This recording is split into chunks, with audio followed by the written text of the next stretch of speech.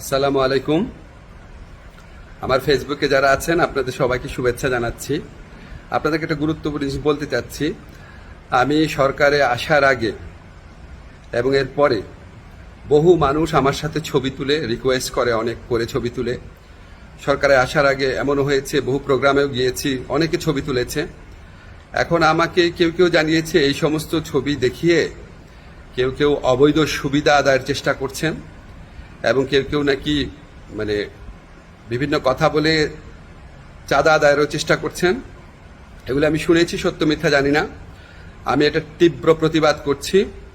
যারা এই সমস্ত কর্মকাণ্ড করছে বা করার চেষ্টা করছে, আপনারা তাদেরকে পুলিশে ধরিয়ে দিবেন। কোনো অবস্থাতেই, কোনো কারণেই আমার কথা বলে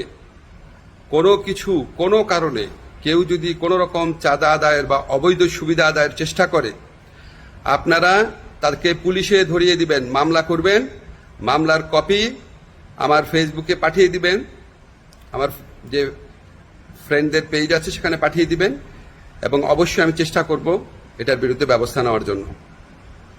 আমি বা আমার সরকারের কেউ কোনো রকম অবৈধ কাজের প্রশ্রয় দিবে না। এই সমস্ত কাজ যারা করার চেষ্টা করছেন বা করছেন তাদেরকে আমি কঠোর হুঁশিয়ারি জানাচ্ছি। বাংলাদেশের মানুষের সাথে কোনো রকম অন্যায় করবেন না, আমাদের কারো নাম ব্যবহার করবেন না, আমাদের নামে কোনো রকম চাঁদাবাজি, অবৈধ সুবিধা আদায়, কাউকে কোনো রকম হুমকি দেওয়া, এসব থেকে বিরত থাকবেন। আমরা জানতে পারলে উপযুক্ত আইনগত ব্যবস্থা গ্রহণ করা হবে।